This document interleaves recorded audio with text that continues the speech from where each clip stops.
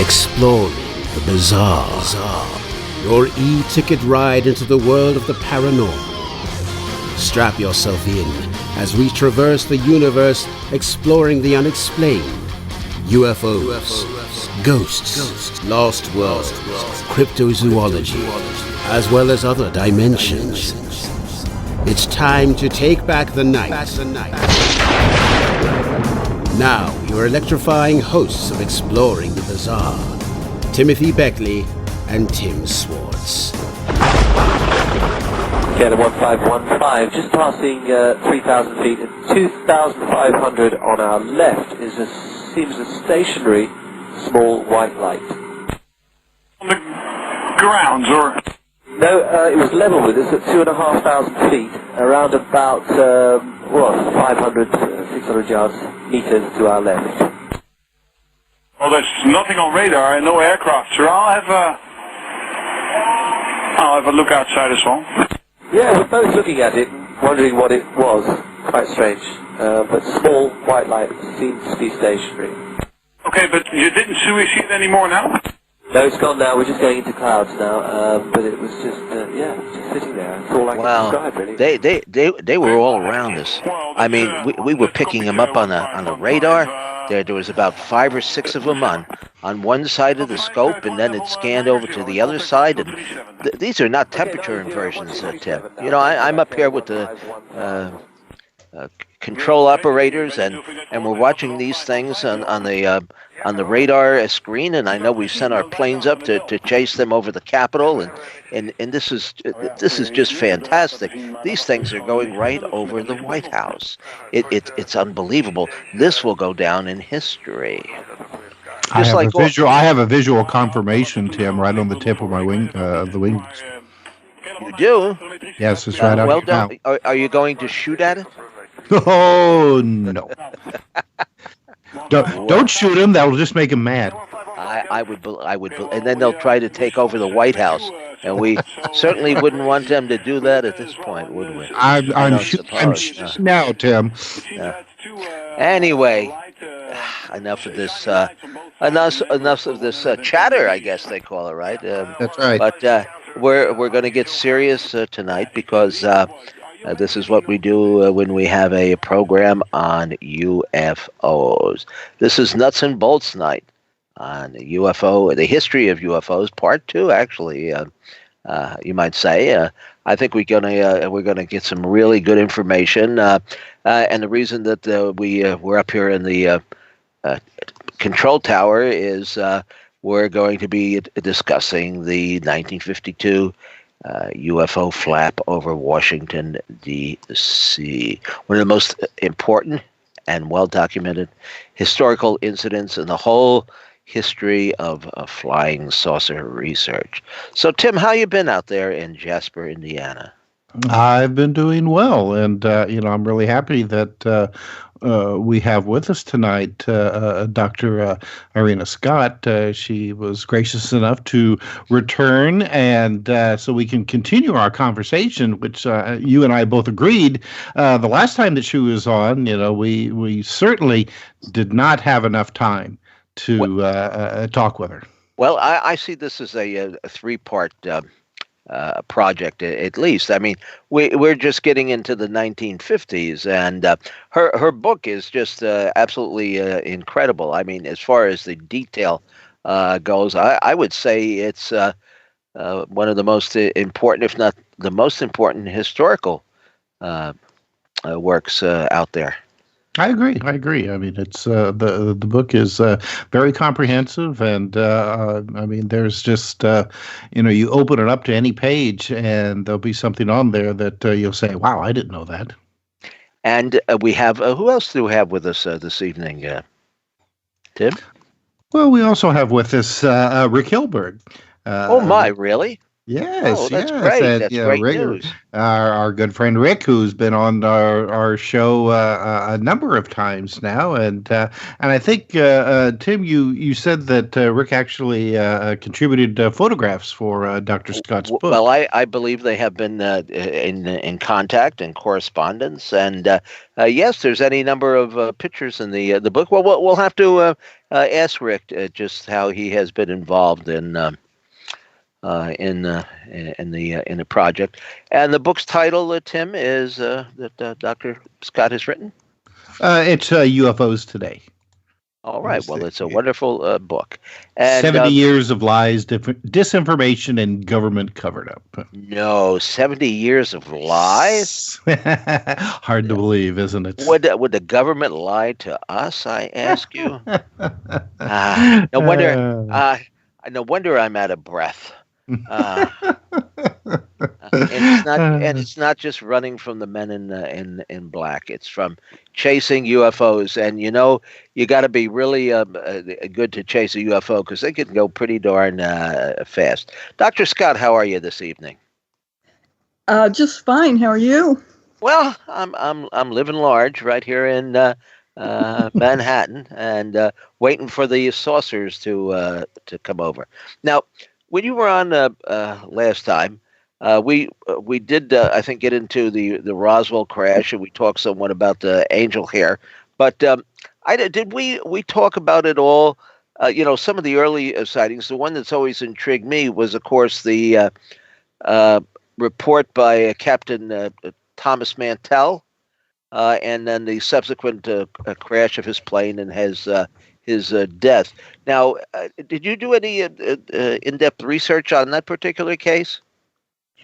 I don't remember too well. I think I did some, and I think most of the people thought it was one of the big balloons that they were sending up then, and what he said he saw a huge object that was metallic, and that sounded like a balloon.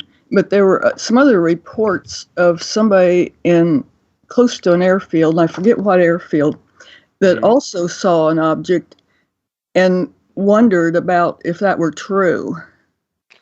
Well, now here's a little bit of information. I have heard actual interviews with at least one member of Captain Mantell's family, and they are convinced to this day, or to whenever the interview was conducted, it would have been a while ago now, that he had a legitimate encounter with a UFO, that it was not a balloon. I mean, I guess the theory is that he went up chasing this balloon and got to such a high altitude that he ran out of oxygen. Yeah, that's a normal explanation, that he ran out of oxygen and then crashed.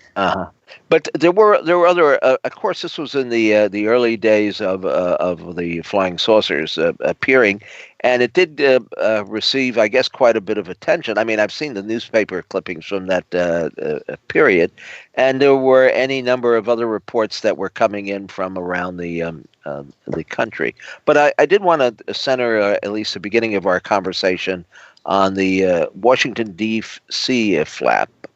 Can you give us a little bit of information on how did that exactly get going? What happened is that it involved UFOs that flew over the nation's capital, which is a major thing. And in July 1952, they had visual and radar-based sightings that occurring in the Washington, D.C. area, including the Washington National Airport and Andrews Air Force Base. These, of course, led to security concerns because the UFOs ignored restricted areas such as the White House and flew right over it. And this made the authorities pretty nervous, although he didn't exactly act like it in public. And how many times did they appear over the area, over the D.C. area? There were a number of objects, and so I don't know. I think they appeared on one night over Washington area, and then they appeared over another airport, and then they appeared back to Washington. But there was another night that some appeared also. The first ones were July 19th. Mm. Now, were there visual sightings as well as the radar reports? Yes, there were. And I think one pilot reported that an object followed his plane. I think there were several visual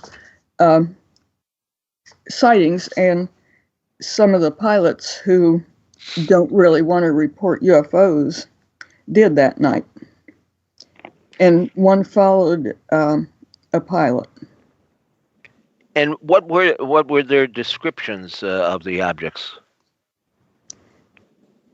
As I remember, I think they were just objects. I don't think anybody saw like a fuselage or anything like that. Mm. I had the impression they were maybe orange, but I don't remember. Yeah, yes. And about what time at night was this? Was this like after sunset, after dusk? It was 11:40 apparently. Oh my goodness! The first one. And how long were they? I was going to say visible, but how long were they? I guess visible as well as being picked up on radar. I think it lasted for some time.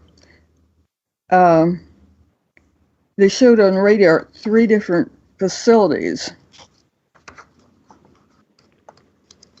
And on the Andrews radio beacon, radar beacon. Now, there's one of the best UFO documentaries, and you would probably agree, was the UFO movie that was made in 1956, and that has a whole sequence, of course, with Al Chop and Ruppelt and all discussing this and reenacting the events that went on. So, okay, that was the you pretty much described the first night. What was the attitude of the? I mean, did the government did they consult? Dr. Hynek obviously wasn't around at that point, I don't think. But did they consult experts to see what these objects might have been? Well, one thing I'd like to note about that is that it took them. You'd expect them to be real concerned about that and to get the jets up, and it took them quite a while before they had the jets come up. Like, it was almost morning, and it was very surprising that they didn't get them up right after it happened. Do you think they might have known about this in advance? Well, it made me wonder, because I thought they should start investigating pretty fast, and they didn't. So it took a while for the cover-up kind of to start taking hold. Yeah, I think they saw them at around 11:30, and finally around daybreak, 2 fighter jets arrived from Newcastle Air Force Base, and by then the UFOs were gone. That suggests a cover-up to me. Thank goodness they weren't the Russians. Yeah. Yeah, I guess. Well, okay, so that was the first night. Now, then they did return you say a week later. Was it around the same time? I mean, were we talking about a Friday or Saturday night? July the 26th, and this was apparently at 8:15, which was earlier. Oh, earlier. Uh-huh. And was this a visual as well as a radar? I think so. They had it on the radar screens, and some of the pilots and ground people confirmed the sightings. Mm-hmm. Now, they did say, I think at one point, or at least in the movie, I don't know how long after the actual incident this was, they did say that the objects were nothing more than what were they? Temperature inversions? That's what they said, and that seemed kind of weird because, like in Ohio, right here, we've had temperature inversions. We had one that lasted several days, and there was this horrible smell all over the central Ohio. But nobody saw anything weird in the sky. Yeah, I was just going to say, is it possible that a temperature inversion could outchase a plane or go faster than a plane? I mean, wouldn't they pretty much be on the radar scope at one point and stay there and not be? Well, they probably wouldn't be noticeable if you were up a pilot up in the air, right? I mean, I don't think you can combine the two together. Well, I don't know. I've never had the privilege of seeing a temperature inversion that I know of. Well, they had atmospheric scientist James McDonald, who was a PhD, and he rejected this theory totally. But I think they were saying the temperature inversions were reflecting traffic, maybe. I mean, that's the only thing I can think of that would do that, and traffic wouldn't be following airplanes and things, so it didn't seem quite right. Yeah. Well, I know there's a rather famous photograph of the Capitol, the building, or the White House, which shows a flotilla, that's a good word, of objects passing by in the sky. But I guess some people believe that that's a reflection of the lights from down on the ground, which it may be. I don't know. Rick, do you know about that photograph? Yeah, that photo's been around for a long time, and I think it's pretty much, it was taken through a window or something. There was some sort of interior lights reflected or something of that sort. Yeah, and some people have claimed it was taken on either July 20th or July 26th of 52, but I think it was actually taken at a much later date than, people tried to pass it off as being from, that particular incident. Yes. But there were a lot of it. Yeah.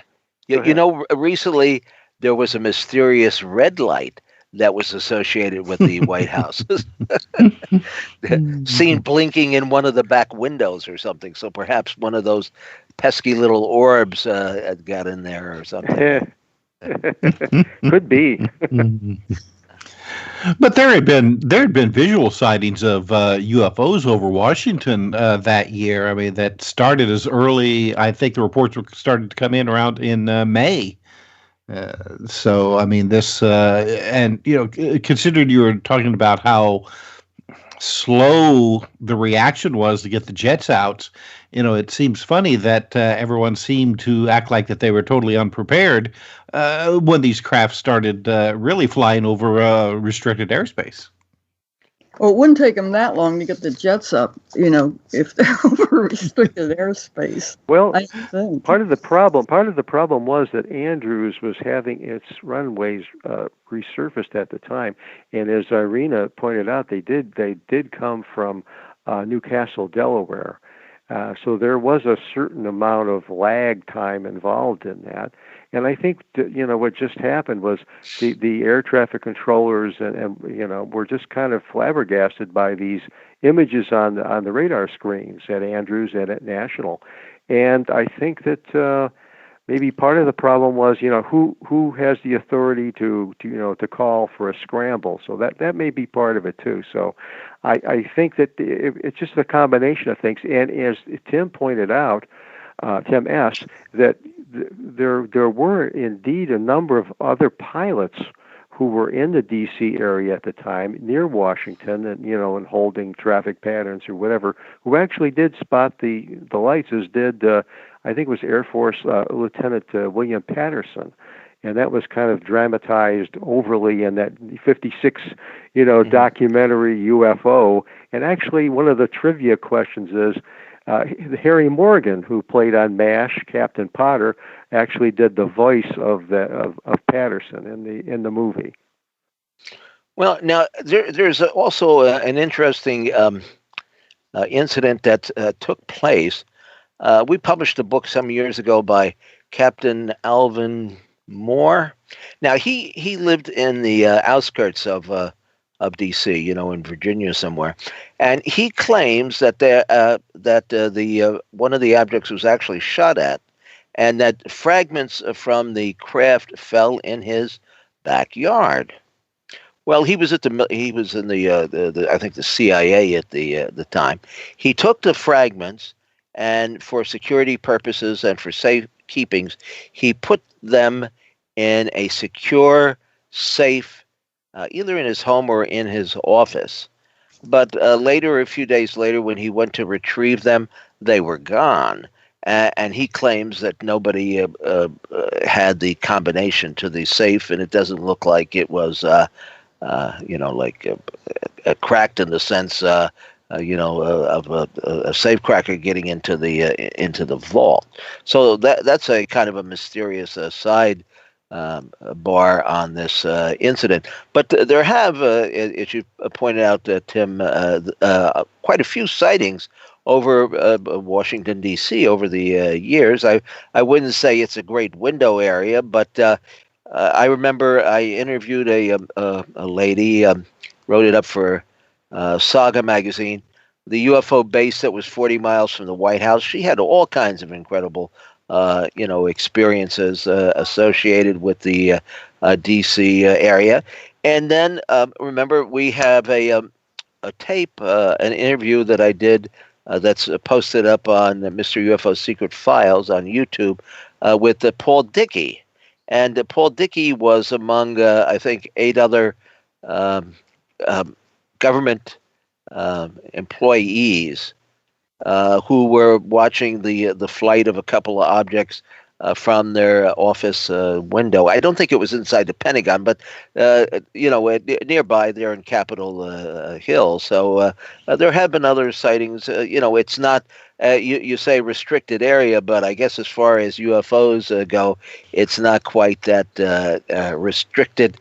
For our space brothers, if they want to, if they want to appear in the sky there. But now, 1952, Irena, was the certainly the height. Wasn't that the most UFO activity of any year? Certainly up to that point, but maybe even since then, 1952. I was thinking there was more several days in 1973, so I'm not sure. Mm-hmm. There was a lot of activity around that time too. And what were some of the other reports that came in around though the 50s that you discuss in your work? Well, another thing I wanted to mention about that one was that I interviewed somebody whose father-in-law was a pilot, and her first husband's father was a pilot who was scrambled to chase the Washington UFOs. And she thought he was the second one behind the lead pilot. And she recalled that he talked to the family from time to time. And he was upset because the government hadn't briefed him and the other pilots. And they thought they were going after Soviet planes invading the U.S. airspace. When they saw these UFOs over Washington. I guess when he died, the government came in and went through his house, too. All right, we need to interrupt you here because it's time for our bottom of the hour break. When we come back, we'll continue with more on exploring the bizarre. Now back to exploring the bizarre with two of the most electrifying researchers in the paranormal. Your hosts, Timothy Beckley and Tim Swartz. And welcome back to Exploring the Bizarre. I'm Tim Swartz. Tonight we are talking with Dr. Irena Scott and Mr. Rick Hilberg about the history of UFOs. And I think Tim, we left off with Dr. Scott describing a pilot's family who the pilot had been involved with the Washington UFO case. And Dr. Scott, if you would like to continue your thought before you were so rudely interrupted by our bottom of the hour break. Okay. This was somebody I interviewed, and the father-in-law from her first husband was a colonel, lieutenant colonel, who was one of the who he told her was one of the pilots that chased the Washington UFOs, and she also thought he'd worked for Project Blue Book. She thought he was the second behind the lead pilot, and she said that when he talked to his family, he had been upset because the government hadn't briefed him and his fellow pilots about UFOs, and the pilots thought they were going after Soviet planes invading U.S. airspace. And then when he died, I guess the CIA came in and cordoned off his house and looked through his old files. He had written some papers too, I don't remember them right now, about UFOs. He'd published something. Well, now, once again, though, we see this, the government, the military, and, the intelligence services all deny that they have any interest in UFOs, yet time and time again, we see just these types of cases where they swoop in and try to grab paperwork that, maybe witnesses, especially military witnesses, have put together. Or, told family members to, shut the hell up. So, it's, I suppose it's to the public, they say, oh, well, UFOs, no interest, no threat to security. But then on the other side, they're very, very interested. Mm-hmm. Well, there were quite a number of cases, I think, around that the early 1950s involving pilots. I think, Rick, weren't you saying during the break that you knew about quite a number of them, and you pointed out that we had one of the early pilots speak at a UFO conference that I co-sponsored with Jim Mosley in Miami many, many years ago. What year was that anyway? Yeah, that was 1990, Tim. That was way back then. But the fellow's name was William B. Nash, and this is the famous Nash and Fortenberry incident. And this happened on July 14th. They were flying a DC-4 airliner. They were approaching Norfolk, Virginia. They were headed, curiously enough, to Miami.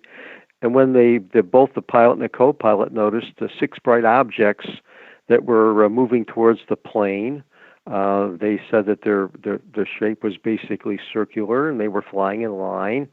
And they both thought that they were about 100 feet in diameter. Well, as they were, still in the air, the objects flew, like directly underneath the plane. And the pilot and co-pilot, Nash and Fortenberry, saw them flip on edge in unison. And then they were joined by 2 more similar objects that streaked in from the east. And then all 8 of them, sped away, and they started blinking out in a sequential order, and they were gone. And I think the impression I get from listening to Nash was that, it was reported in the press and everything. The airline, I forget what, I don't know if they were American. I think American Airlines, yeah. Yeah, and I think the company put some pressure on them, not to really talk about this too much. Yes. And that seems to be the key to the whole, why don't airline pilots report these? Well, they do, but the airline puts pressure on them not to make it public. How about you must have heard on the news that the Phoenix Lights, there was a report for a long time that a pilot had seen it as he was coming into land. It turned out it was Kurt Russell, the actor. I heard about that. No, Yeah. It's I heard the actual interview that he did with some British radio station. I mean, he happened to mention it in passing. It wasn't a UFO or a paranormal show, but he said he was the pilot who was coming in, and here was this thing, above him, and it was gigantic. And it was. But there were quite a few. Now I'm trying to remember, Rick. I remember there's a cover of Ray Palmer's Flying Saucers magazine when it was a digest, and there were two pilots on the cover, and I think a stewardess. Does that ring a bell? Yes. That was back in '47. That was William B. Smith was the pilot. I can't forget the co-pilot. This was right after the Kenneth Arnold sighting on June 24th. Smith, they were taking off from somewhere in the Midwest, and they saw this large disc-shaped object, in the air as they were flying towards it. And they were, they were shown in the photograph with like a disc in hand, and the stewardess was there, and the pilot. There you go. And they were just, showing it, pointing to the disc. That's what they saw. And I guess maybe even a passenger or two saw it. I can't. I believe so. I believe so. Yeah. I think it was in July. Maybe early July, July 2nd or something like that of 47. Mm-hmm. Well, I remember that there were quite a few pilot reports around that time. Now, you know what has also intrigued me, and Dr. Scott, did you investigate any of the EM cases? Where the automobiles and all were stalled. Such as compasses or what? Well, there were automobile engines. Remember? People, yeah. This was, I think it was a Leveland case.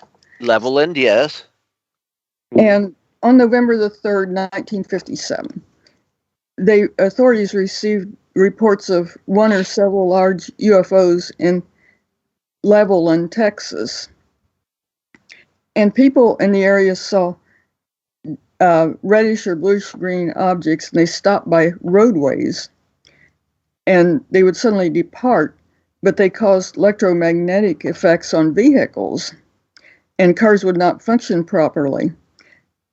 Sometimes the engine and the headlights might turn off, or the engine couldn't be restarted. And I remember several, one of them was pulsing, and it seemed like every time it would pulse, the headlights of a car went off or something. And there were just a number of reports in that same area of Texas. Mm-hmm. And it included a sheriff and various other people.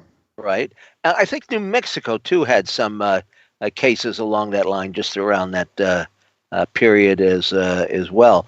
But now, didn't they examine the engines of the car, the vehicles themselves later on, and they found that they had been magnetized or demagnetized?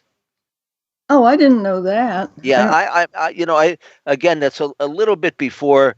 I mean, I've read up on this, but 57. Well, that's when I had my first UFO sighting, and so I probably was starting to read up on some of these, cases. Do you remember any details on those, Rick? Those early EM cases? Well, I know they try to explain them away as being like wet ignitions or something, and there's no rain in the area at the time and stuff like that. But yes, I have heard, maybe it wasn't with Leveland, but there were a number of instances, yes, where there were some magnetic anomalies found, like on the car hoods, or maybe even underneath the hoods or whatever. Yeah, there were some magnetic anomalies found in some of these cases over the years. I think more than one. And what exactly would that prove, do you think? Well, it proves that some sort of incident took place. You'd have to have a very strong magnetic field of some particular power, to leave some sort of a footprint like that behind, some traces. So it probably shows that it's more than just somebody out driving and their car stalling for maybe they flooded the engine or this or that or the other thing, or they needed a tune-up or whatever, and it was just their imagination. But it proves that something anomalous actually did happen. Well, it sounds like they got a tune-up, all right. Yeah. I think the Pet Boys, or whatever, right? I think one of the interesting things about these stolen car cases is that a lot of times the witnesses would report that the car would simply be dead when the UFO would appear, but then as soon as the UFO would disappear, the car would start itself up again, almost just like it had been frozen for a brief amount of time, and then it would just once it was freed from whatever field that was affecting it, it would reactivate, so to speak. Well, there was one instance. The name was James Stokes, and he was by White Sands, and he was an engineer, and he reported that he was driving toward El Paso near Rio Grande, and his engine failed, and he coasted to a halt. He noticed that other cars ahead of him also were stopped. He saw a large white egg-shaped object moving in and out of the clouds that dove a few miles ahead. After it passed the closest, he felt a heat wave that made his skin tingle. And when he entered his car, he checked the engine and it worked, but the battery was steaming. So that's kind of an interesting. That was in, let me see, I think that was in 1957 too.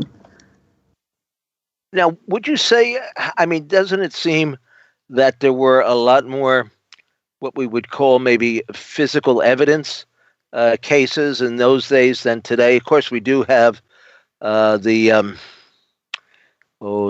chips, the implants, perhaps, if they are legitimate. But it seems like there was a little bit more in the way of evidence back in the 50s. I don't know. Yeah, people were claiming all sorts of things like that. Yes. Well, at what point did that? I mean, is it? Do you think it's because of the pressure that the government put on witnesses that a lot of what might have been the substantial sightings just were not reported after a particular period of time? Well, I did a survey once around my neighborhood. A person I did a survey, actually published it in a scientific journal too, of these were people I knew, and I surveyed them and asked them if they had a UFO sighting. And a lot of them seemed to have pretty good sightings, but just almost nobody reported them. And I knew the people, so I knew they were honest. I didn't just go at random. I went to people I knew because this would be a different type of survey than randomly surveying people. But people, I did it in the 1980s, and they certainly didn't report them then. And well, okay, well, so they people have been keeping these reports to themselves for pretty much, I guess, the public at large. Well, you could say there's actually nobody to report them to. Now, we do know that the Mutual UFO Network and Peter Davenport's UFO Report Center, they still get a large number of sightings. I mean, but the sightings come and go. I mean, we're interested here mainly in things of some, substance where we could actually point to a case and say, look, there's a burn mark on the ground, or it stalled an automobile, or well, I remember one case in Australia where apparently along a section of highway, cars were actually driven off the road because there was some sort of magnetic pull in this one particular instance. But did you, Dr. Scott, did you investigate or look into any of the early reports of humanoid beings or contact encounters? Yes, some of them. I think APRO investigated quite a bit and had a book about the beings. And one of the events I investigated was it took part in Missouri, and I think it was in the 1980s. I'm not sure, but anyway, people would see these.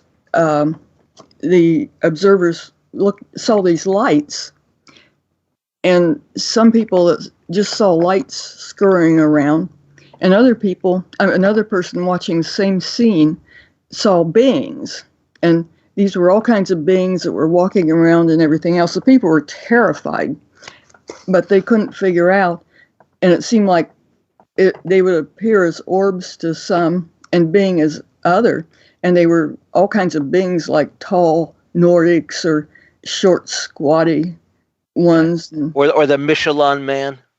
yeah, or ones That's with one of my favorites. It looks like the doughboy or something like that. Uh-huh. Well, Rick, you collect. I know you printed over the years any number of I call them creature sightings, but heaven forbid they probably refer to us as creatures.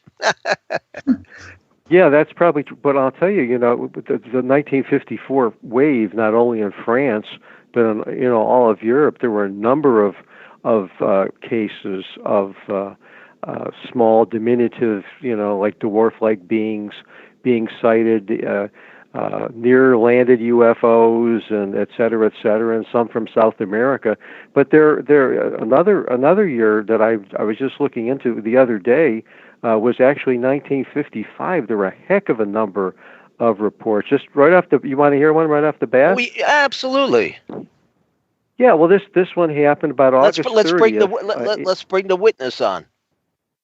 Okay, yeah, there we go. I wish I could. Yeah. Anyway, it's from Riverside, California. I think it's right around August 30th of 55. There were a group of children, and they were talking about an incident that occurred there. One boy said he was climbing a tree, and then he saw the first of a series of UFOs, saucer-shaped objects, appeared. A silver arm beckoned to him, and he just floated off into space. He didn't know how he got, but he just floated off into space. And then the boy landed on his head and hurt. And then another child from the group at the same incident said he saw a small man about 3.5 feet tall get out of a saucer-shaped thing that had landed in a field nearby. And he said the thing had like big red eyes, a big red mouth, and diamond-shaped things where a nose should be. And another kid told reporters he saw a strange sort of a guy carrying two gun-like things, which paralyzed two of the other kids. And it's a really weird story. Where was this, in your backyard? No, no. Actually, it was Riverside, California. Oh, I mean, you would expect something like that in Southern California, wouldn't you, Tim? Well, absolutely. Well, I remember we're talking about the French flap. There's a case where didn't one of these objects like land on a railroad track or something, and the that was that got a lot of attention at the time. And then one of my favorites is, or at least I like the illustration, was the woman where the aliens tried to steal her stockings. Yes. Nothing like a good pair of case. pantyhose on Mars, I would guess. Yeah, that's right. That's just better than Hershey bars, I guess, on Mars. Well, she was carrying a handful of like flowers or plants in one hand, and then her stockings in the other. So maybe they thought they were just getting a hold of some kind of this really weird terrestrial plant. Very strange indeed. But these people told these encounters with a very straight face. I mean, it wasn't like they were making them up. I mean, it doesn't seem that way anyway. But the odd thing about it, wouldn't you both agree that all the humanoids had different characteristics? I mean, it didn't seem like outside of the Nordic types, it didn't seem like they were all coming from the same planet or dimension. Yeah, it seemed like the orbs could just change into any shape, and maybe some people say, well, these are different races or something, but it may be that they just take whatever shape they want to, and the phenomena does, and they sort of fool people into thinking, well, this is one type and this is another type. Because there seems to be a huge variation. Oh, well, yeah. I mean, there's nothing like a hairy beast breathing down your back. Yeah. Yeah.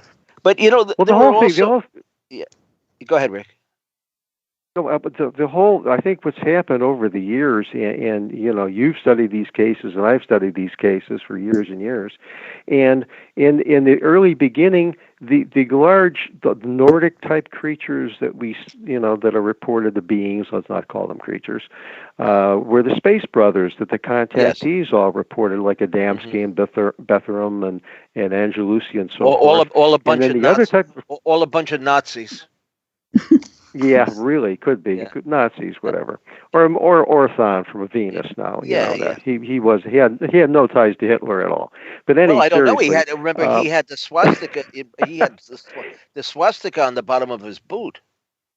Yeah, well, that's a native. That's a universally, the Native Americans use the same symbol, and so did some other. Yeah, but if you're coming here from Venus, why would you have that on the bottom of your boot? That doesn't make. That's a good question. Yeah, that doesn't make sense. And George Hunt Williamson, if you remember correctly, who led Adamski to the spot where this encounter took place, had of course ties with the American Nazi Party. I don't think they call themselves that, but a group of neo-Nazis that existed. In fact, their leader, I think, Pelly went to jail for a couple of years. I don't know. There just we did this book, the Nazi UFO Time Travels. There seems to be a very strong Nazi or UFO connection. I mean, that's the way I see it. In fact, a lot of these beings that look like us, the Aryan Nordic types, they spoke. Some of them even spoke in German. If you remember the case, like the Reinhold Schmidt case. Reinhold Schmidt, 1958. Yes. Yeah, that's correct. There were a few other reports around that time. In fact, I think that Adamski even said that at one point he caught them speaking in German, and he asked, "Why are you speaking in German?" And they said, "Oh, we can speak any language we want." How convenient. Yeah. but to get back to maybe perhaps some more of these more serious reports, I also noticed, Dr. Scott, in your book, you talk about some of the sightings by police officers and sheriffs and deputies.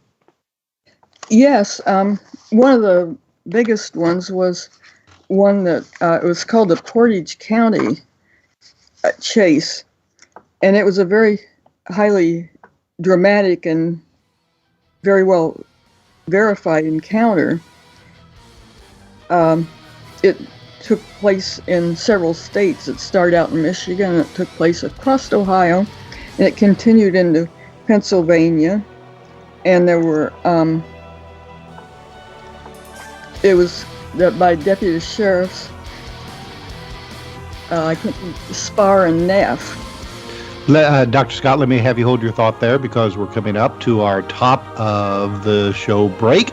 And when we come back, we will continue our conversation with Dr. Irena Scott and Rick Hilberg on Exploring the Bizarre.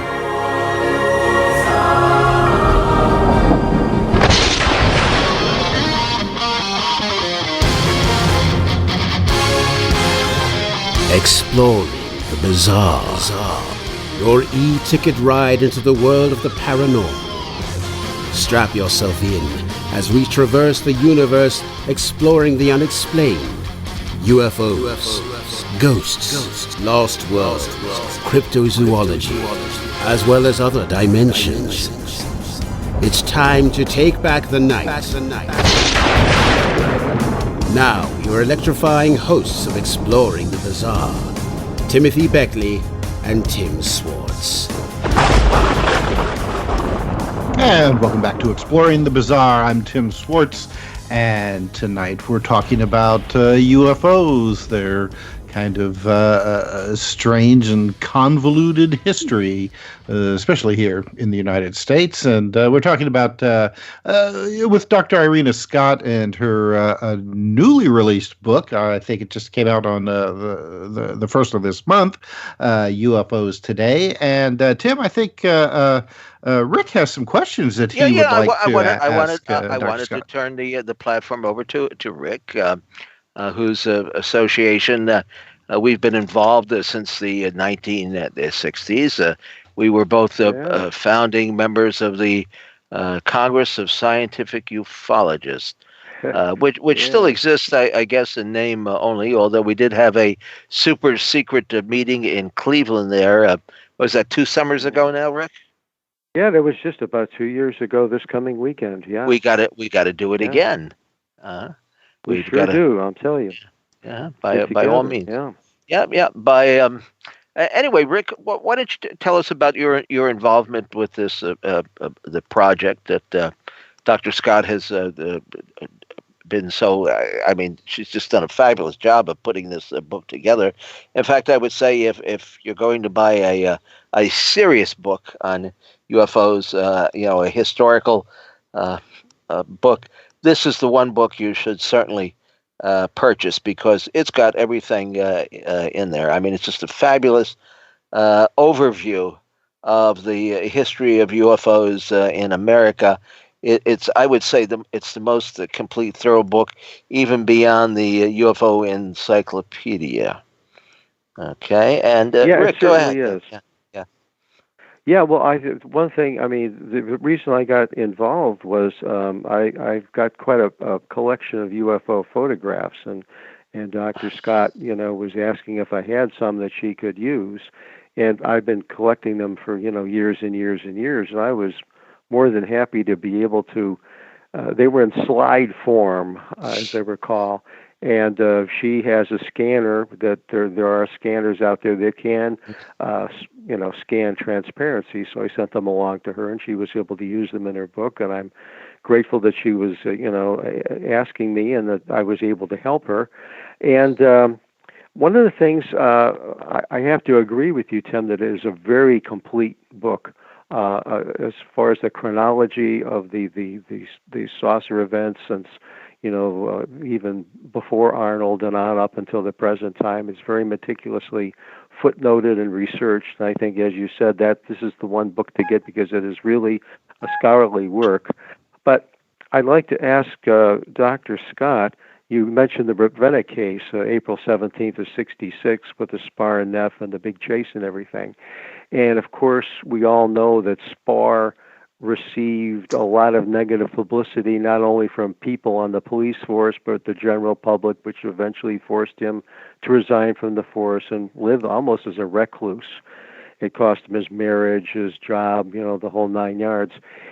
In your research, Irena, have you noticed this trend in some of the instances where public officials, police officers, et cetera, have made their reports public?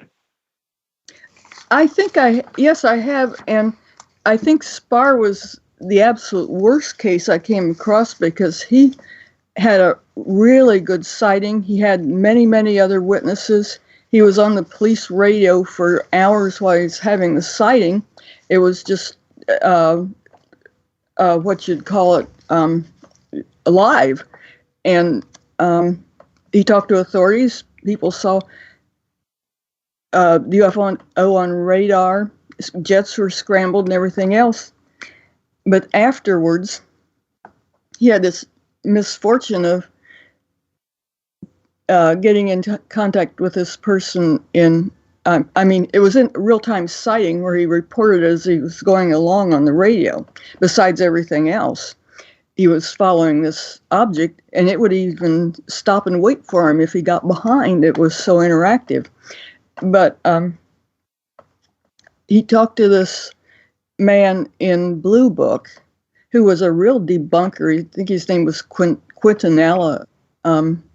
And Quintanilla told him, even though they'd followed this UFO across 2 states, they had zillions of witnesses, they saw it close up and everything else. Quintanilla told him that he had mistaken Venus and a satellite for this whole sighting, and people just made fun of him. I mean, it was just terrible. It was the worst I'd ever seen. And he just wound up, both of them, all the people involved just wound up, it was terrible, and it was due to the debunking of Wright-Patterson and Blue Book. But I think other people have had less problems, because one was the Coin helicopter in 1973 in Ohio, which I'm sure Rick probably investigated even, maybe. Mm-hmm. But they had a close encounter with a UFO and reported it, and they continued their professional life and had a good life and were respected and no problem. There was another policeman, I can't remember his name, I think it was in Nebraska, who had this sighting. He didn't realize it was missing time, but he got promoted and had... Shermer. Yeah, Shermer. Yeah, Herb Shermer. But he reported that, and he got regular promotions and everything else. So I don't think it happened to a lot of people, but sure happened to those Spar and Neff. I wonder if anybody ever got a raise. I wonder if anybody ever got a raise after seeing a UFO. Well, they probably did, because I think Shermer did, and I think the Coin did too. The Coin. Now, which was the police officer that the antenna was bent on the car? Oh God, that was like 1975, 74. That was up in Minnesota, I think it was. Yeah, this thing came close, buzzed his police cruiser, and he kind of blacked out for a minute or two, and finally got on the radio and asked for some help, and a fellow officer came, and there were dents on the car, and the antenna was bent over like 180 degrees or something. Yeah. Oh, the windshield I think was broken as well. Yeah, I think that's right, Tim. Yeah, I think it was too. Yeah, I think the windshield was cracked. Yeah, and he was all shook up about it and had like he blacked out or had amnesia or something. Yeah, he didn't get ridiculed, as I recall. He went on to keep his job. And then, of course, you had the case up there in Exeter, New Hampshire, where the young fellow was walking home, I guess, along Muscarello. Muscarello, a very rural area, and saw this thing, over the trees, and bouncing around, and I think maybe it came towards him for a brief period of time, and then he contacted the sheriff's department or the police department, and they said, what moonshine have you been drinking, or what do you? Well, nobody smoked pot, I think, in those days, probably. But you got to blame it. You got to blame it on. You got to blame it on something, right? Blame it on something. Okay, so anyway, the sheriff, I think, went back to the area there where he had seen the sighting, and lo and behold, here comes the object up, bouncing up and down over the trees. Big tree. Yeah, it was. Yeah. In fact, there's a 15 or 20-minute interview and recreation of the account on YouTube if you hunt around, for it. In fact, I give the YouTube is to me is the Wayback Machine.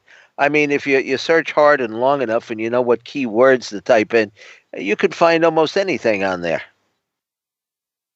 I mean, it's a remarkable source of information, and there were a lot of police. Well, I remember I reported on it for Fate magazine, the rather famous Wanakee, New Jersey UFO flap, where the police, the night crew, security guards, I guess they were, but they were armed. Over the reservoir, they were walking along the path there on top of the reservoir, and they saw the object come over the reservoir and actually shoot down a beam of light, and it melted the ice. There was a big hole in the ice, right? Yeah, and there were any number of police officer sightings, and then of course. What's the most recent ones in Illinois? What, about 10 years ago or 8 years ago, where a number of officers went out to more than that, but it was 2000. When it comes to the time, it just flies right. I get twisted. By. I get twisted when it comes to time for sure. Yeah, that was just in Illinois, near St. Louis. Yeah. Millstadt, Illinois, something like that. And Shiloh, Millstadt, something like that. Yeah, a number of police departments saw those things. Yeah, I don't think any of those guys got ridiculed. Yeah. Well, what about that poor sheriff from Alabama who took the pictures of the aluminum foil clad alien, and I mean that just completely ruined his life after that came out. Greenhaw was his name. Yeah, Jeff Greenhaw. Well, Yeah, he was. we He had was. we had a fellow on the program, Tim. I think he's a friend of yours who actually found the exact spot where. Yes, where yes, yeah. Michael yeah, yeah, Huntington. yeah. In fact, he's going to be on the program again in a couple of weeks here. He travels all over the country, looking for the places where these UFO incidents have taken place. I mean, he's got I don't know, Google Maps it or what he does, but he gets right to. I mean, he had to check around there for that information on to find the exact spot where that spaceman had come out of the darkness, and people say, "Oh, it had to be a hoax." Well, I don't know if it had to be a hoax when you consider all the strange kind of creatures that have been seen over the years. Every once in a while, maybe one will show up in some sort of spacesuit. Could be a time traveler. Mm-hmm. Well, I mean, Yeah, but in this case, go ahead. in this case, though, the Greenhawk case from I think it was 73 when he took those Polaroids or whatever the heck it was. Yeah. Didn't this guy or the thing in the suit, didn't it pursue the car like at 35, 40 miles an hour, or he chased it or something after he took the photographs? So, how can you have some guy dressed up in tinfoil fooling some cop that can run 30, 35, 40 miles an hour? So I think today the cop would. I don't think he would lie about that. Today the cop would put his gun out the window and put a couple of bullets in him, probably. A couple of warning shots in the leg or something. We're gonna send this guy back to Venus, all right? Yeah, but Greenhall, I mean, his after that, I mean, he was fired from his job. His wife divorced him. Mm-hmm. His house burnt down. I mean, talk about a spate of bad luck. Maybe he was worse off than Spar then, I guess.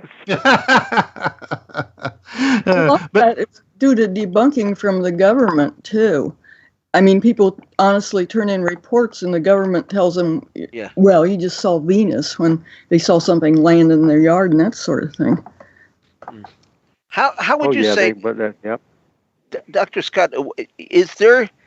How have things changed over the year? I mean, is there a difference in the pattern of sightings today than in previous decades, would you say? Well, it's hard to answer that because you don't know how much people reported or how much they didn't report in past decades. Because now people report abductions and things like that, but nobody ever heard of an abduction back in the 50s, so they didn't report it. I mean, they did a little bit, but it wasn't common. And so I think it's hard to tell because as I start out my book, a lot of things were happening then back in the 1940s that just weren't reported because nobody had ever heard of them before. Well, that's the problem with the UFOs. You don't know exactly what a UFO is, therefore you don't know what category to put it, in. It doesn't mean that what the police officer in Minnesota saw is the same thing that stopped the vehicle on the highway in Texas. I mean, it could be two completely different things. Did I see? Speaking of Texas, did I see something in your book, Irena, about Marfo? Yeah. That was, everybody asked me, did you ever have a sighting? And so anyway, I don't know if I did or not, but Marfa is a town in Texas that's known for its repeatable UFO phenomena of people see lights every so often around Marfa, and they're called the Marfa Lights. Have you heard of that? Oh, yeah. Oh, by all means, yeah. But now there are other locales. Of course, our longtime associate Alan Greenfield and I went with Jim Mosley on Christmas Eve, of all times, down to Brown Mountain in North Carolina, which has been a place where these similar lights have been seen over the course of a century or more. And then I'm very impressed by this place in, I think, is it in Norway, Rick, where they've actually had taken motion pictures and video of these objects in the sky. Yeah. In fact, Dr. Heineck went out there and investigated it firsthand. Hesselton, Norway. Yeah, they actually had set up an observer post, and of course, even in this country now, we do have I guess you would call them skywatch towers. There used to be one down in Brown Mountain, but I think that fell to the ground years ago. There was one up on the Indian reservation in Yakima, Washington. And Yakima, of course, is the town where Kenneth Arnold landed after his sighting over Mount Rainier. That's where the press, the fellow from the media, interviewed him about his sighting. That was in Yakima, right, Tim? You just like saying Yakima. We went through this one years and years ago. We just made a big thing about Yakima. Yeah, we did. Every show. It rolls off my tongue. There's just something about that that name there. But there is a fellow who I don't know if he's a ranger or what, who has kept abreast of the UFO reports over the years there, and they have photographs, taken from their UFO watchtower, if that still exists there. And of course, where would you say, both of you can chime in on this, or anybody here, where is the most UFO activity today, would you say? I mean, are you still collecting, Irena, reports on a regular basis? I get lots of reports from people I know around here that never reported them, and people kind of laugh when you say you've written a book, and then people come up privately and tell you, oh, they saw a UFO. Mm-hmm. So it's hard to say because there's so people just don't report much because of all the problems. So I don't know. Yeah, and anything that's exceptional that rings a bell with you? I mean, as far as those kind of reports go. Well, I read several places on the internet that they've been receiving more reports these last years than they ever did before. But maybe that's because people are reporting more, so I just don't know. Well, there's, of course, a more, I was going to say, media attention, on the cable channels and all. I'm not sure that it's all very good media attention, but it is attention nonetheless. In fact, there is a new program that's going to be on the History Channel based on some of the unsolved reports from the Project Blue Book files. And I guess somehow they have Dr. Hynek as the chief investigator, which he really wasn't. He was an astronomer that the right. Project Blue Book had hired. Anyway, I heard that recently from a couple of,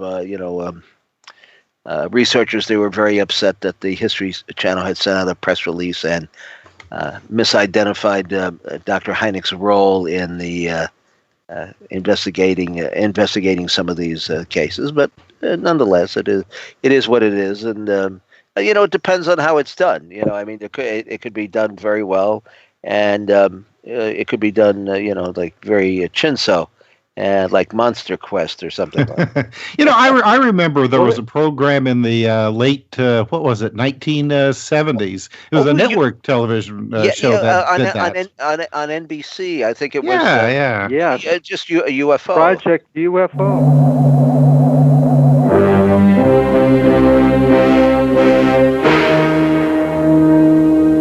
Ezekiel saw the wheel. This is the wheel he said he saw. These are unidentified flying objects that people say they are seeing now. Are they proof that we are being visited by civilizations from other stars? Or just what are they? The United States Air Force began an investigation of this high strangeness in a search for the truth. What you are about to see is part of that 20-year search. That's it. And it was Jack Webb. Jack Webb. That's right. Jack Webb. Right. That still has a pretty strong fan base. That I mean, if you go to the internet and you type in UFO, a lot of times that's what you'll get. You'll either get the banned UFO, or the TV program. I guess it lasted a couple of seasons, and in the beginning it started out where it was going to be legitimate, cases or something, but then. It fell apart pretty quickly, and you could tell that there wasn't any. There's nothing worse than a illegitimate case that's being presented as a real case. And a lot of movies have done that recently too. Based on the files of blah blah blah with Paranormal Group or something like that. or my least favorite has to be Lost Tapes, where somebody has found just terrible stuff. I mean, I don't know. Has anybody done a Lost Tapes movie based on UFOs? I think it's been like paranormal stuff. Well, actually, now yes, there are a couple of movies out about the Phoenix Lights that have just come out recently, and I think one of them does involve a lost tapes or something to that effect. Yes, but again, when if you're a hardcore investigator or even a legitimate reader of this literature, and somebody tries to pull the wool over your eyes, you're just not gonna, you're gonna pass the subject on by. Like somebody did a movie recently. I think it's called Hangar 10. Well, there is no Hangar 10. We're not even sure that Hangar 8 exists, but if it does, it surely isn't marked. Hangar 10. By the way, Dr. Scott, is there a Hangar 8 at Wright-Patterson Air Force Base? Hangar 18? Oh, yeah, Hangar 18, yeah. Well, I was actually on the runway, accidentally driving on the runway to Hangar 18 and made a film of it. But anyway, I talked to some of the old people of Dayton, and they said that actually there is a building that was once called Hangar 18 where they unloaded the Roswell debris. And the building's still there. It's a huge hangar. And once I was on base inside the secured area, driving around, and accidentally drove on the runway leading to it too. But that's what they said. I don't know any way to check it, but that's what some very old.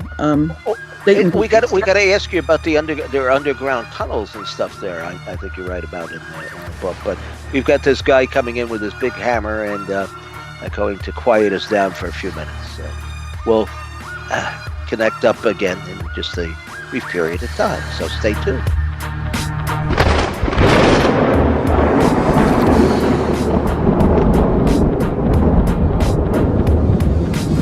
Now back to exploring the bizarre with two of the most electrifying researchers in the paranormal, your hosts, Timothy Beckley and Tim Swartz. Once again, Tim, here we are. We have less than a half an hour left in the program, and there are still so many questions that I would like to ask Dr. Scott and Rick. So let's just get back to it. Dr. Scott, you mentioned during the break that your book goes right up into recent times, and I guess that you entertained some other ideas on the possible origins of UFOs. Yes, it goes up to recent times, and I was comparing the UFO phenomena has never been understood. And back in the 50s, it was kind of a nuts and bolts idea of crafts from other planets or spaceships or something like that. And if you actually, I've interviewed a lot of people, and they don't necessarily report something like that. They may report objects that merge or go apart or go through walls, or beings that go through walls, and all kinds of things that don't fit a nuts and bolts type of theory. And after thinking about it for quite a while, I think that one thing I'd like to postulate is that we aren't using the right theories to try to understand the phenomena.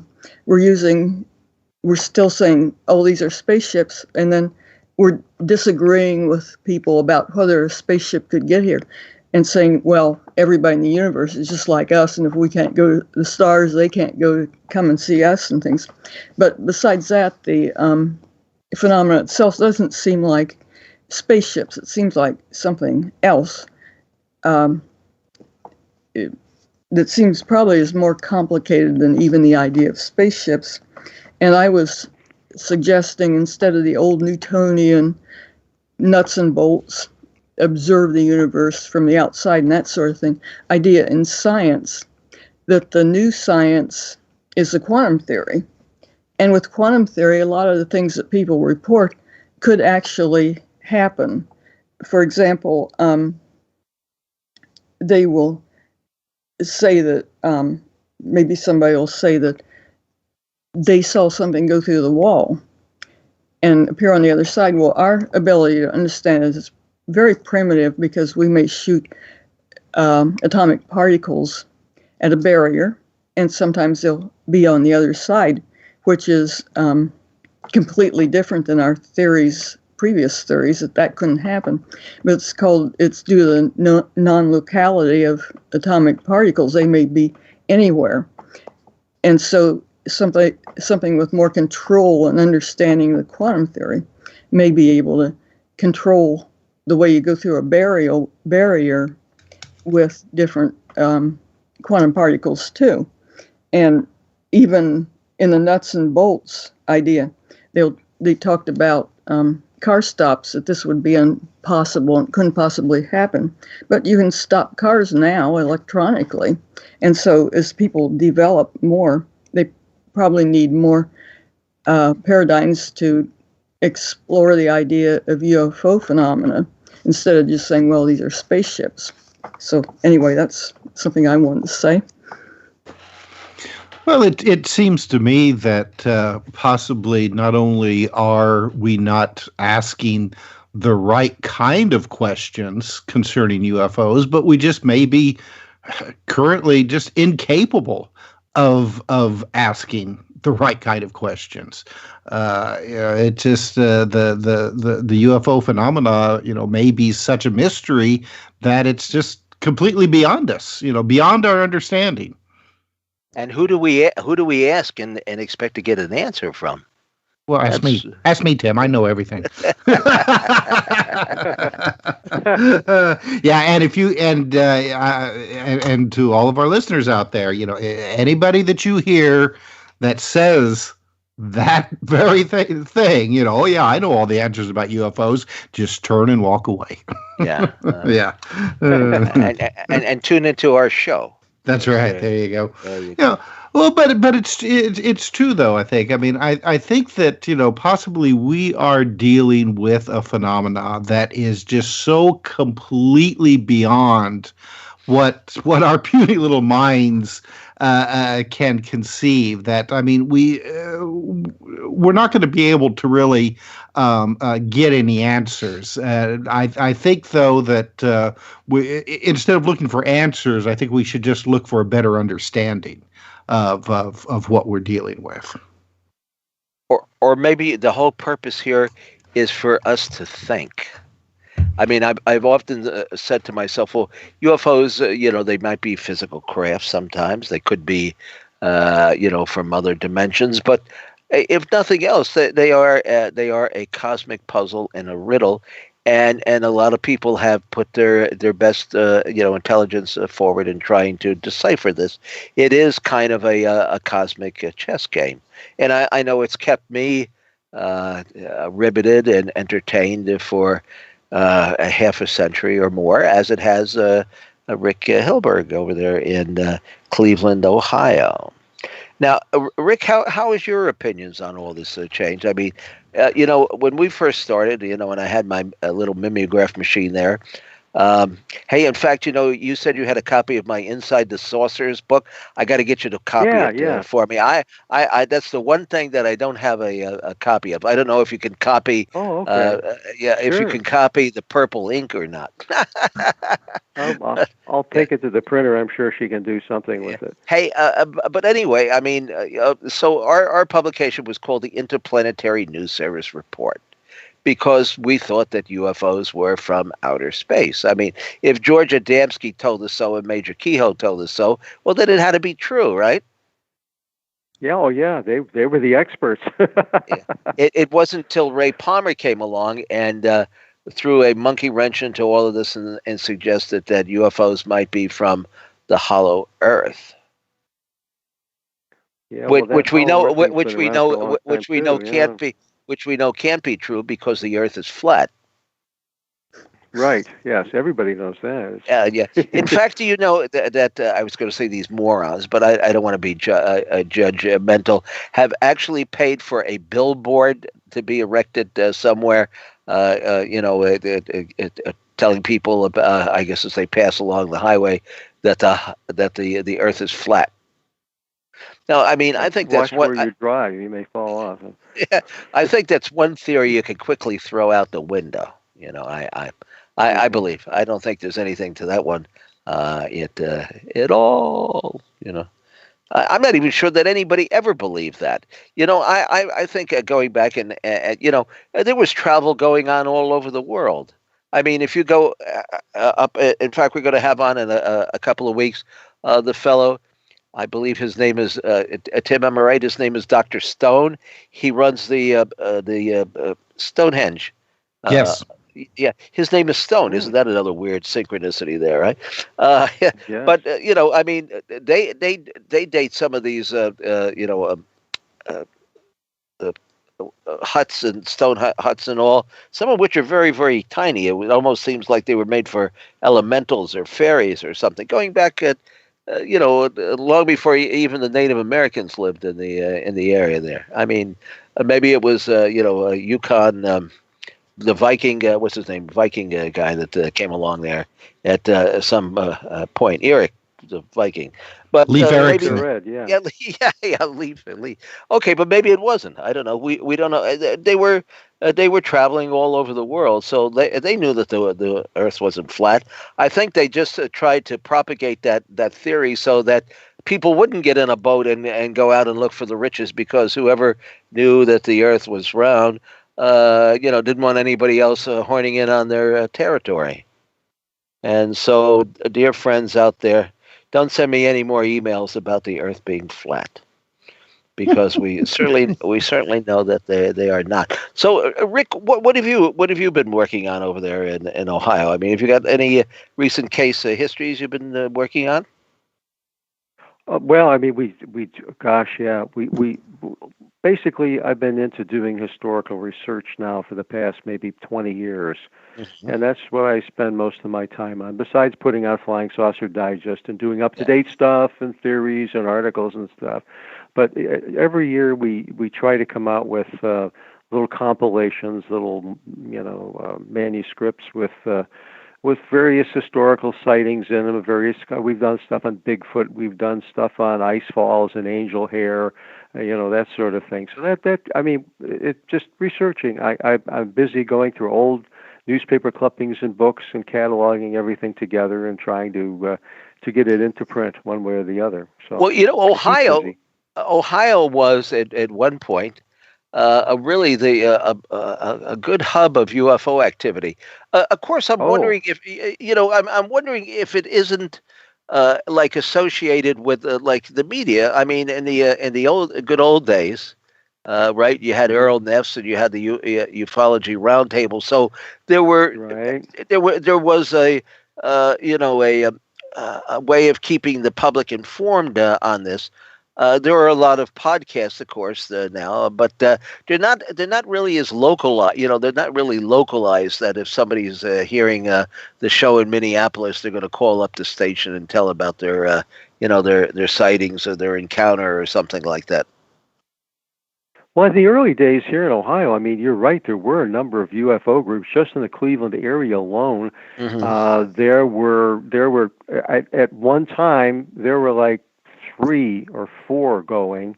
Then you had 2 in Akron, and that's all within just a radius of 50 miles. So wasn't there even a Goodyear UFO group? Yeah, that's one of the 2 from Akron. You had the Flying Saucer Investigating Committee, and then you had the Goodyear UFO Society. Yeah, it was a corporate sponsor. They sponsored clubs and groups and whatnot, and this was a corporate sponsored group that investigated and had UFO fans getting together. Yeah. Mm-hmm.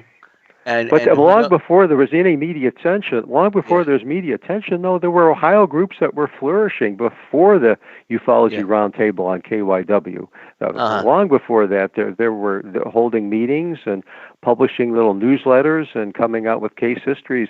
So, some reason or other, Ohio's always been a hotbed for enthusiastic people, reporting and getting together and discussing UFOs. Let's put it that way. Well, now we notice we've had one of our guests that we've had on quite a few times is Paul Eno from New England. Yeah. He happens to be from Rhode Island. But there's a lot, again, once you get people, together and sift through all this information, you'll find that there are quite a few hotspots going on, but unless you have the ability to kind of collect this information and corral it, so to speak, most people are just not familiar with what might be going on in their own little area. Like we went to Pine Bush a couple of weeks ago. I mean, who would think that most of the events there were in 1980, that there would still be interest there in the UFOs and in aliens and the weird lights in the sky and things to that effect. But here's a little community. It's not even a city or a town. It's a hamlet and of about 1,400 people or so. And they still once a year have their UFO, parade and UFO festival. And I guess there are quite a number of places, Tim, am I right, around the country now that are having affairs like that. Of course, the big one would be in Roswell. I mean, that's been drawing people now for, 25 years or something like that. Oh yeah, well, and there's going to be one in Hopkinsville, Kentucky. I think it's next month or in August. With the Hopkinsville creatures. Should we bring our own shotguns? Yeah. That would be a good idea. You have a shooting gallery there. You put the little creatures up on the roof, and everybody gets a shot or two at the little men. So. I'm sure probably somebody has thought of that already. That's a good idea, though. I should be the king of the UFO festivals. I'll show them how to draw in people. Well, you got to have one in. If you had a UFO festival in Cleveland, Rick, what place would be the most memorable that people would recall? Do you think? You mean the ones that we've already held, or no? I mean, like if you did a UFO parade or a festival or something like that, is there one key spot where people would say, "Oh, I remember that," or like a UFO? Not really. No, we just had a number of good, no blockbuster cases. From the closest thing we had, it was the one that Dr. Scott talked about, was the Ravenna case down in back in 1966. That's really the biggest media attention thing. Of course, you had the Coyne helicopter case that was in Mansfield, though. That's not from Cleveland. So no, we never really had a blockbuster case in Cleveland. Well, you've had you've had a lot of creature sightings or Bigfoot sightings and things. I mean, not necessarily. Oh, Ohio is a hotbed. Well, not around here, but Ohio. There's a Ohio Bigfoot Festival down. I think it's Salt Fork or one of the state parks or state forests or something. They have it just about every May, and it was just a few weeks ago, and they drew hundreds and hundreds of people. And the Ohio people claim that there are a number of credible cases of Bigfoot-like creatures being sighted in southeastern Ohio. Yeah. And I mean, what is the standing as far as these Bigfoot people go and UFOs? I mean, people, some people have seen a direct correlation or a connection between the two. I mean, are these people that are into the just in the hardcore Bigfoot reports? They're not interested in any. No, they're not really into UFOs. That's one of those things like the science fiction people and the UFO people never got along. And it's the same with the Bigfoot people. There have been a number of cases like Stan Gord investigated a number of them in the 60s and 70s. Where there was a connection. And Butch Walensky that we've had on the program a couple of times. And Rod Stickler. And even Paulino now he goes out to this place in Pennsylvania and they sit around and Bigfoot brushes up against their automobile while they watch UFOs in the sky.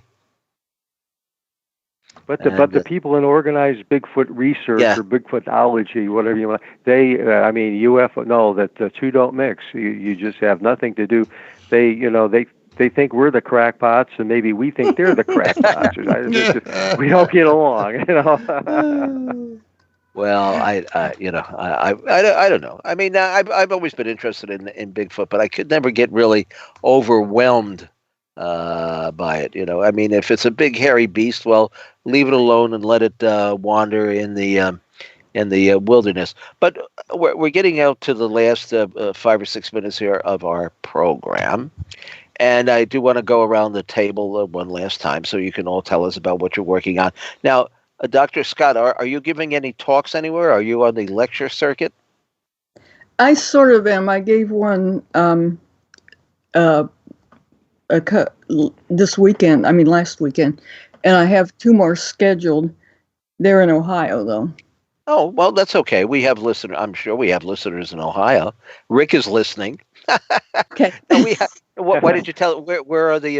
Who's sponsoring the events? Well, I've been invited to the Cleveland UFO group, which he knows about, and I'm still trying to figure out what date to go. And then I've been invited to give one for Ohio MUFON next month.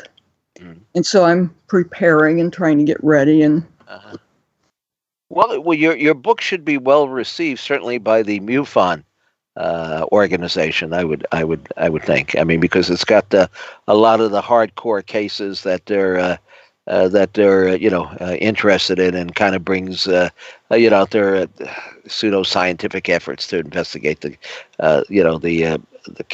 cases. And Rick, do you have anything planned? Well, what we're doing is we're planning on putting in the 50th anniversary issue of Flying Saucer Digest out. As a matter of fact, we've already started work on the issue itself, gathering stuff together, and that will be coming out sometime in July. So that'll be our big 5-0. And what do you find that people are mainly interested in that are on your mailing list? They just want to hear about what's going on in the UFO field, and they also like some of the speculative articles that we present too. And there's a lot of support for. We run 14 items too. We used to. I was just going to say that. Yeah. I mean, are there still objects falling from the sky and things along that line? Yeah. We've got people that really dig that. And there's one fellow. His name is Martin Pachota, and he's from near Scranton, Pennsylvania, and he is the most fantastic Fortean researcher you ever want to meet. He puts out all kinds of little monographs and whatnot on various Fortean cases and aspects and theories, but he writes a lot of articles for us graciously, and our people really dig it, and they like to hear these kind of people who are into UFOs. Also seem to have an open mind, obviously, so they like to hear about the Fortean things also. And Tim, what would you be up to? Oh my gosh, Tim. Well, I'm still trying to actively promote our most recent book, the Philip K. Matrix of Philip K. Dick. That we just finished that and just we've got in fact, I've decided that I'm taking the next month or so, and instead of writing and putting up more books, you and I will be going on a cross-country podcast tour. Well, I think that's an excellent idea because I mean, really, of all the recent books that we've put out, this one I think is, I'm extremely proud of this book, and it's just a really excellent book that everyone should really read. Well, I think we've been working extra hard, and I think our efforts, as we go along, I always keep saying that, this is going to be my last book. I've run out of ideas, and I think we're 269 books into it now. And every day I seem to come up with another idea. I know there's a kind of a book in the works on the Knight Templar and the treasures that they buried around the country. And I'm thinking about doing a a little book on phantom ships and ghost, like the Lost Dutchman, the Flying Dutchman. Right, yeah. Some of those cases have very much intrigued me over the years. So many have tried, but none have been able to put us down. and next week we're going to have a really good show as well. We're going to have a program on occult icons, pop culture icons like Kenneth Anger and Philip K. Dick and Robert Anton Wilson. And it's going to be a very interesting program. And, of course, you can keep up with us. The show will be archived here. All our programs are archived on kcorradio.com. And then, of course, now we have our own YouTube channel where we've got about 180 videos up there. That's Mr. UFO's Secret Files. And we keep a very active Facebook presence. And we're always happy to hear from people who want to be on the mailing list, and we've got newsletters to send them. We're still printing our own literature, and that's a good thing in this day and age. And I want to thank our guests for being with us tonight. And Tim, you're always welcome in my living room. Good night, all. Good night, everybody, and you have a wonderful time, and be safe, and God bless. You've been listening to Exploring the Bizarre with hosts Timothy Beckley and Tim Swartz. They're taking back the night by jetting non-stop across the cosmos in search of the truly bizarre and totally unexplained, with you as their co-pilot. Thursday nights at 7 p.m. Pacific, 10 p.m. Eastern, on the KCOR Digital Radio Network. For more information on Exploring the Bizarre and hosts Timothy Beckley and Tim Swartz, check out their KCOR Digital Radio Network page. Follow their YouTube channel at MRUFO 1100. Exploring the Bizarre.